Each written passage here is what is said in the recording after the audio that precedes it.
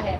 दूसरी चीज ये है, एक निष्पक्ष कार्यकर्ता निष्पक्ष बात करता है, एक निष्पक्ष पत्रकार निष्पक्ष पत्रकारिता करता है। तो ये दो ही लोग नेताओं को घेर सकते हैं। मेरी हाथ जोड़कर अपील है, ये समय चापलूसी का नहीं बचा है। ये समाज एक डूबता हुआ जहाज होता जा रहा है और एक एक करके अगर हमने बचाने की कोशिश की तो हम एक एक करके इसके नीचे दब के मर जाएंगे। और हमने सबने हाथ लगाकर उठा करके इसको बचाया तो मुझे लगता है अभी 2024 में भी हम इसको बचा सकते हैं। तो सबको एकजुट होकर के बचाने की जरूरत है। आज केवल कहने की जरूरत नहीं है, मैंने कह दिया, उसने भी कह दिया, सब कह के जा रहे हैं एकजुट हो। लेकिन क्या गारंटी देकर जाएंगे कि ये सारे नेता एकजुट होंगे? क्या क्या जिम्मेदारी लेकर जाएंगे कि ये सारे नेता एकजुट होंगे?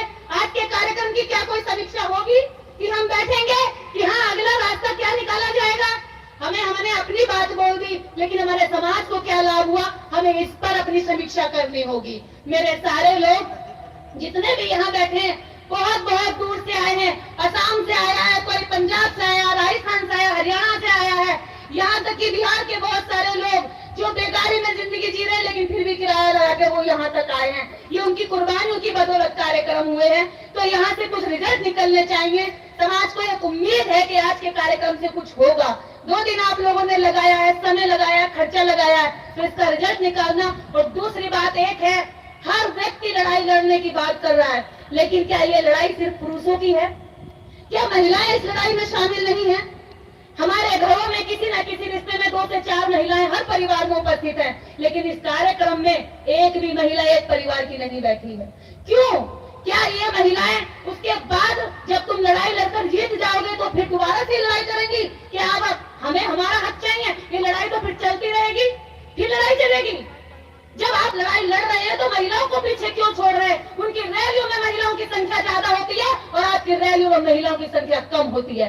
आपकी महिलाएं उनके यहाँ कलश यात्रा कर रही हैं और आप यहाँ बैठकर भाषण दे रहे हैं अम्बेडकरवाद का। अगर आप अम्बेडकरवादी हैं तो न्याय प्रिय बात करिए। अगर आप अम्बेडकरवादी हैं, हिंदू कोड बिल की बात करते हैं, अम्बेडकर की बात करते हैं, तो अम्बेडकर की उस बात को याद करिए ना कि वो कहकर कि मैं हिंदू कोड बिल को भारतीय संविधान की तरह बेहद जरूरी मानता हूं, क्योंकि किसी भी समाज की तरक्की उस समाज की महिलाओं से आती जाती है। और आपकी स्थिति आपकी महिलाओं के न होने से ही पता चल रही है कि आपने कितनी तरक्की करी है।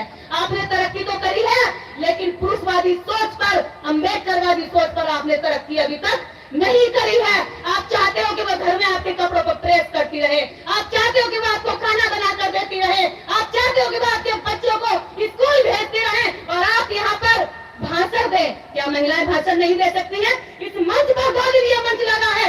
क्या इन अम्बेडकरवादी पुरुषों के नेताओं के दिल में इतनी भी ईमानदारी और न्याय और सम्मान नहीं महिलाओं के लिए कि एक दिन के लिए मंच महिलाओं के लिए खाली कर दें कि आइए, चाहे तुम कैसा भी बोलो, टेढ़ा बोलो, मेरा बोलो, चाहे तुम जो भी कहो, जब तुम सिखाओगे नहीं, इन्हें प्राइमरी नहीं सिखाओगे तो पीएचडी करने की कैसे उम्मीद कर लोगे? इन्हें प्राइमरी क्लास में ही नहीं बिठाओगे तो इन्हें आगे कैसे नेता बना लोगे? कल को फिर इन्हें नेता बनाने की लड़ाई लड़ना, क्योंकि ये तो वहीं पर घंटी बजाती रहेंगी, वहीं पर बाबाओं को दान करती रहेंगी, वहां पर जो एस्ट्रोलॉजर से ज्ञान पूछती रहेंगी, कल कौन सा कपड़ा पहनना है, कल क्या देना है। आप भले ही अम्बेडकरवाद की बात करो, लेकिन आपकी दीदियां तो एस्ट्रोलॉजर ने कहा कि कल कौन सी अंगूठी पहननी है तो आप वही अंगूठी डालेंगे। एस्ट्रोलॉजर ने कहा कौन से कलर का कपड़ा सुबह, तो वही कपड़ा आपको प्रेस करके टेबल में मिलेगा।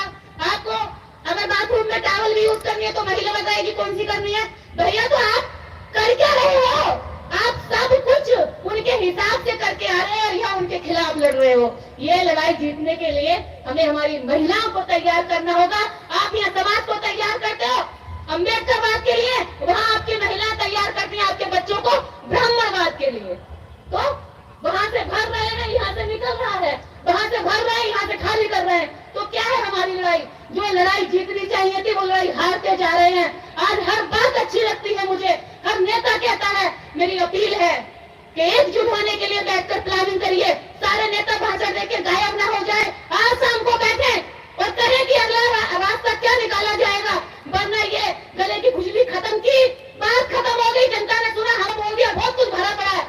असम से आए हुए एमपी साहब ने बहुत अच्छी बात कही। मैं आइडियोलॉजी की कदर करता हूँ, मैं आइडियोलॉजी पर काम करना चाहती हूँ।